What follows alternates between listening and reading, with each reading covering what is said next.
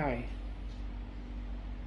for this video, I'd like to discuss about the second issue that teachers like us do have in the classroom.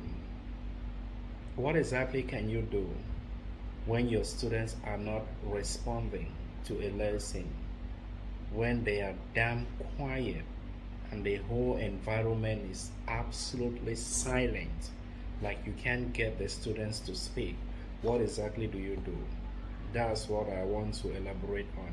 And the main reason why I'm raising this second problem is particularly geared towards teachers that manage big class sizes of about 25 to 30 students. There are some of you out there that might even have a class size of 33 students. Yeah. So when you have such a big class size, what exactly can you do when a student won't talk or do anything? What can you do when a student won't talk or do anything?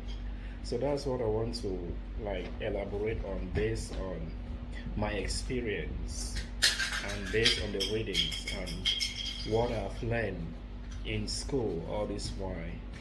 And practically there are three things that I for one can do in such situation when my students can't talk or do anything. The first thing I try to do is to look at the root cause of the problem. When I talk of root cause of the problem, like I have to try to determine what exactly is making the students not to pay attention, or if they are listening in a passive way, like, oh god, we are bored, just get done with the topic and leave. So I try to find out what exactly is causing this behavior. And from my experiences, in most situations it has a lot to do with culture. You know, there are some societies where speaking when somebody in a position of authority is talking is considered rude. And this case, I will say, is like applicable in Thailand. Like a teacher is seen as someone in a position of authority. So when a teacher is talking, you as a learner, all you do is to listen and follow up, and you can only speak when the teacher gives you the permission to speak, which in a way is good. However, it's also bad because when the student have this mentality that you're someone who is high up there, their input is low, they speak less. It is your place, you as a teacher, to set these rules in the classroom, like to let your students understand that in your class the rules are different. Like you want a class that is lively. Students are free to speak and to express their mind. When you create this kind of environment, they tend to be comfortable and they tend to freely interact with you during class session. But if you're quiet, like you just come in to follow the trend of every other classroom in the school, think of other classes or other grades. Maybe the teachers there are doing exactly what the Thais have been doing. The Thai teachers are meant to say no disrespect here. Like they want to follow the norms of the school. If that is not working in your situation, then set your own rules. Let your students know that in your class, this is what you expect of them. Make the expectation very clear. And one way of doing this is by having your rules and regulations written maybe on a big cardboard paper.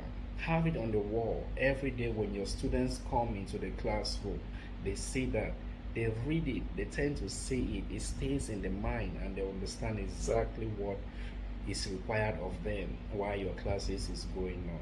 So like I said, this can have a lot to do with culture. So you have to first of all try to understand if the students are quiet because they tend to show a lot of respect to you. That is why they don't want to talk or participate in whatever you are doing.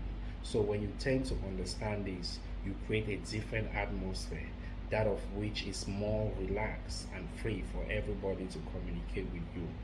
And again, another reason why students might tend to talk less and do nothing during a class is because maybe the lesson is boring at that particular moment, or the pitch is being delivered at the wrong level. When I talk of pitch here, your expectation, your materials, maybe let's say you're teaching secondary, let's say Mathayom 3, and the materials you have to teach is that for Mathayom 4, 5, 6.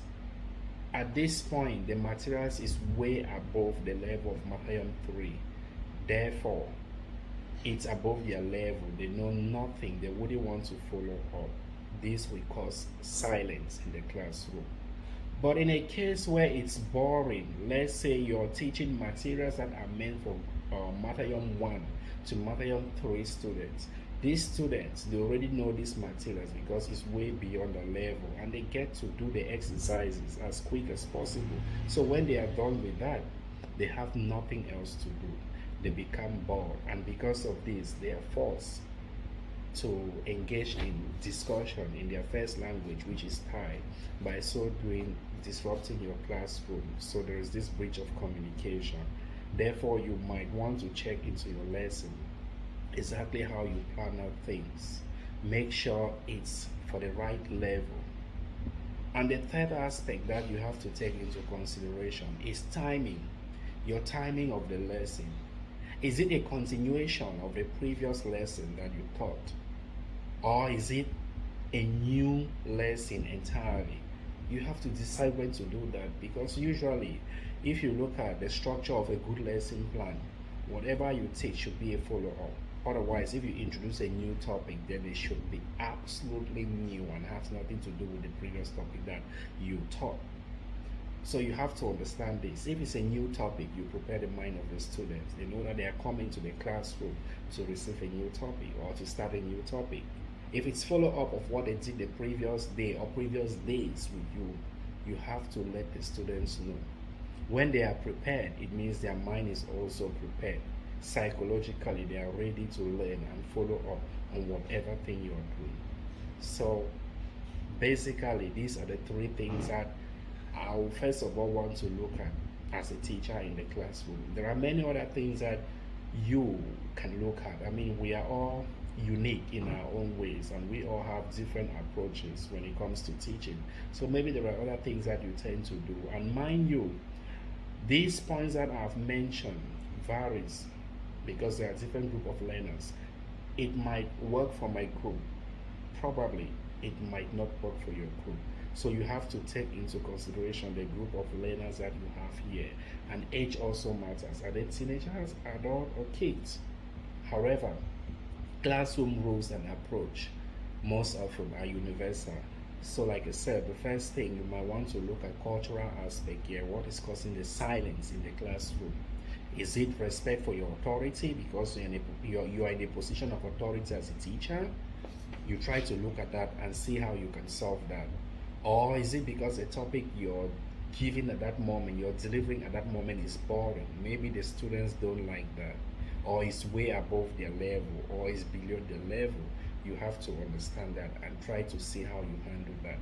So the question is, what other measures do you adopt to overcome these problems in the classroom? The first video I made, I spoke on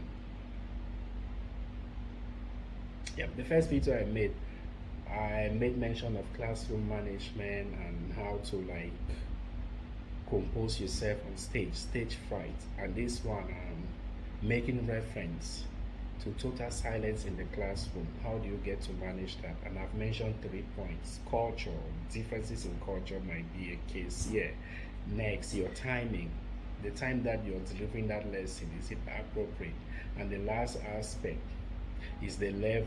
Is it for the right level? Is it above the level of the students or far below the level? These are things that you might want to take into consideration while teaching and delivering your lessons. Hope that helps those of you that are here to watch my videos. Have a nice day. Thanks. Ciao, ciao.